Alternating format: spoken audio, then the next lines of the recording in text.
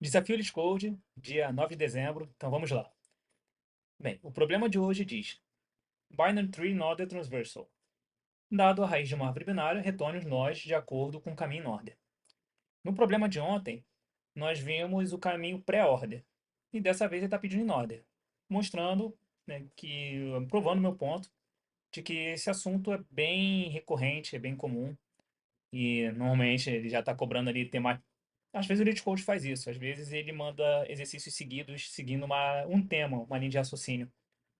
Tem há semanas que ele faz até o seguinte: ele começa o problema easy, aí vai mandando um médio, e aí o hard é meio que uma evolução dos anteriores, então ele vai te preparando para que você consiga fazer o hard depois. Isso é muito bom quando isso acontece. Eu sinto até falta, para mim o Leet Code eu poderia fazer isso mais vezes. Porque realmente eu percebi que algumas semanas eu só consegui fazer o hard porque eu fiz os anteriores. Mas com certeza não está fazendo dessa vez, porque já estamos já no oitavo Easy seguido. Então é isso. É o mês do Easy, dezembro aí. Presente de Natal pra galera. Acho que é para poder engatar e começar o ano ali com a moral lá em cima. Então vamos. O pré-ordem que a gente viu ontem, ele tinha a seguinte ordem, né? Ele via primeiro, acho que era o atual, depois ele pegava o da esquerda e depois pegava o da direita. Aqui ele não está descrevendo como é o Inodder, né? Deixa eu ver se ele descreve um canto. Não, não descreve. Aqui ele não está descrevendo, mas eu sei, e eu já vi antes, fiz esse trabalho por vocês, e o Inodder ele tem a seguinte estrutura. Ele vai ver primeiro da esquerda, depois pega o atual e depois vai para a da direita. Então, por exemplo, aqui, nessa árvore aqui, ele vai chegar aqui, opa, vai primeiro ver o da esquerda. Não tem. Depois vou ver o atual. O atual é um. Então ele vai retornar um aqui. Aí ele vai para a direita. A mesma coisa, fazer a pergunta para a direita aqui. Vou ver primeiro da esquerda. Opa, então ele já foi para a esquerda. Aí na esquerda aqui, ele vai ver da esquerda não tem. Aí vai ver o atual 3. Show, vai colocar. Depois ele vai para a direita, não tem e acabou. Aí volta pro 2. Aí ele vai ver o atual, colocou 2. Aí vai ver o da direita, não tem, acabou. Aí só pro um e acabou do um, né? Então é isso. Por isso que deu 1, 3, 2. Se tivesse algum nó para cá, na esquerda do um, ele ia aparecer antes do um. Então, esse é o caminho. Então, a gente precisa ter um array que vai guardando os nós na ordem e a gente precisa percorrer dessa forma. Então, olhar primeiro o da esquerda, depois colocar o nó atual e depois olhar o da direita. Então, para ajudar aqui, ó, eu vou criar. Como eu quero esse array, né, com os nós, eu vou criar uma função aqui para me auxiliar, que eu vou chamar de helper. Aí ele vai receber o nó atual, que não vai ser a raiz, visto que a raiz é o primeiro nó, eu vou chamar aqui o nome mais genérico. E ele vai ter aqui um array. Ele vai receber um array aqui que eu vou chamar de ACC, tipo, seria acumulador, que ele vai acumulando os nós. Então, caso base, né, toda recursão, eu vou fazer recursivamente, assim como a gente fez o do dia anterior. Então, é importantíssimo lembrar do caso base na recursão, senão o algoritmo roda para sempre. E visto que eu já tenho o acumulador aqui, né, eu acredito que não precisamos retornar nada. Então, aqui mata a execução aqui. Aí a gente vai chamar o helper. Ele vai montar para a esquerda. E aí, depois que ele olhar todo mundo da esquerda, ele vai colocar o atual, que seria o node val, e depois vai olhar o da direita.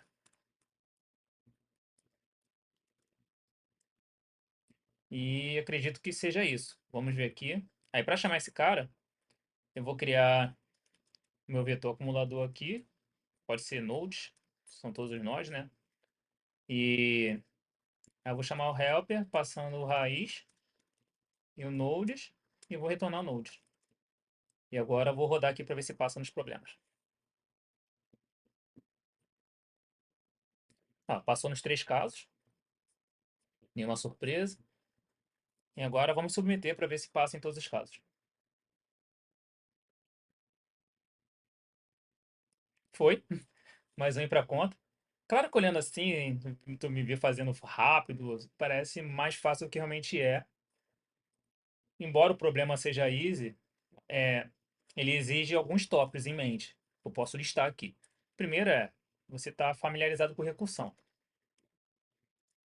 Recursão eu acho importantíssimo, porque com recursão você consegue escrever problemas complexos de forma mais simples. Se eu fosse fazer isso aqui, é, sem recursão, não consigo nem pensar agora de cara como eu iria fazer isso. Eu teria que pegar, colocar isso aqui numa fila, depois ficar olhando, e meio que simular a recursão. A recursão é ótimo para você simplificar código. Às vezes parece mágico você olhando assim, é difícil você modelar e pensar recursivamente, exige prática. Você pensar no problema e conseguir ver uma recursão, escrever essa recursão, exige prática, não tem jeito. É, aliás, teve até um comentário num dos vídeos que eu coloquei no TikTok de um rapaz, Arthur, o nome dele, se não me engano, que ele falou sobre essa dificuldade. Ele falou: Poxa, Matheus, eu tô aprendendo a programar agora e eu até entendo ali, quando eu vejo você fazendo é fácil, mas quando eu vou tentar fazer, não sai. Aí eu vou dar um desabafo, né? Aqui, eu vou falar sobre como foi a minha experiência. É, eu comecei também assim, eu lembro que eu aprendi a programar na faculdade. Muitos amigos meus já programavam antes, né, de entrar no curso, de uma graduação, algum lugar específico para isso. Eu aprendi só na faculdade e tinha o time que era a maratona de programação, né? Então tinha um time lá da galera lá que treinava para competir programação. Então foi nesse ambiente que eu fui tendo a prática. E eu lembro que eu tinha essa mesma dificuldade. Às vezes, assim, eu conseguia. Eu sempre tive. Sempre fui bom em matemática, então tinha uma facilidade para resolver problemas. Então me considerava uma pessoa ali, entre aspas, safa, que eu olhava, pô, consigo me virar. Mas aí eu lembro que. Então eu olhava o algoritmo, a galera explicando quando eu estava aprendendo a programar, eu falei, pô, eu entendo o que você está fazendo. E na hora de fazer o problema escrever, travava, era muito difícil eu meio que tirar o que está na minha cabeça e pôr no computador. Eu acho que é exatamente essa barreira que só a prática que ajuda. Então, para mim, tem duas fases quando você está aprendendo a programar. A primeira é como se fosse você aprender uma linguagem, um idioma, falando linguagem não de programação, né? Aprender o inglês, por exemplo. Você primeiro aprende a consumir coisas em inglês para depois criar coisas em inglês. Existe um passo maior por criar. Às vezes, não é porque você ouve bem e ler bem em inglês que você consegue se comunicar em inglês, que você precisa criar. Mas você também não vai conseguir escrever e falar se você não consegue ouvir e ler. Então, é um passo de cada vez. E eu acho que é a mesma coisa na programação.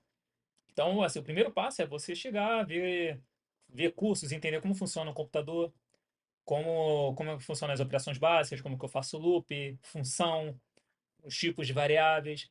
Você vai entendendo ali a linguagem, né? Então, você vai ler um código e ser capaz de entender. Então, acredito que às vezes, assim, eu acredito que muita gente pode ver esse código aqui e entender o que ele está fazendo, mas talvez não conseguiria escrevê-lo igual. E por quê? Porque é prática. E então, aí essa é a primeira fase, que é você ler e entender. A segunda é você escrever de fato. Então, você começar a ter as ideias na tua cabeça e conseguir pôr no papel.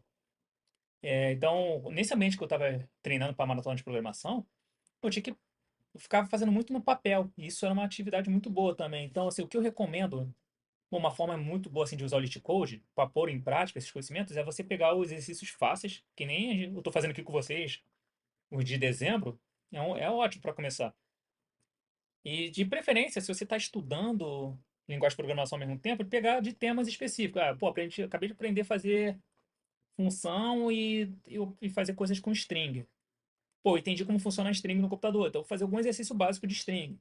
E por aí vai. Aí, como foi o meu método de prática? Eu vi um problema que eu já sabia a resposta, mas eu não copiava a resposta. Eu tentava ficar fazendo ali um tempo, eu não colocava um tempo finito, assim, porque senão às vezes, sei lá, já teve no passado que eu fiquei mais de meia hora, mais de uma semana em um problema só. Eu acho que isso não é muito produtivo.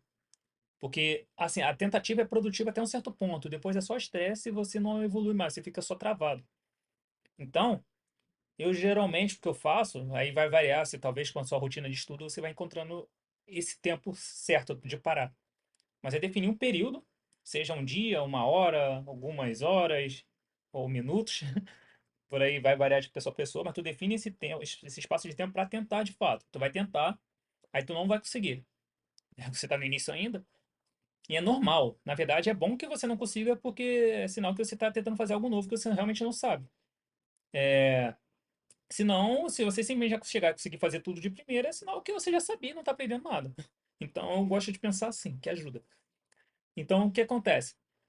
Eu tentava fazer, e aí, obviamente, eu não conseguia. Aí eu li a resposta, mas ao invés de eu copiar a resposta, eu acabei de ler a resposta, tirava a resposta do meu campo de visão e tentava escrever de novo. Aí eu botava esse tempo de novo, olhava, depois olhava a resposta, pô, tá quase lá.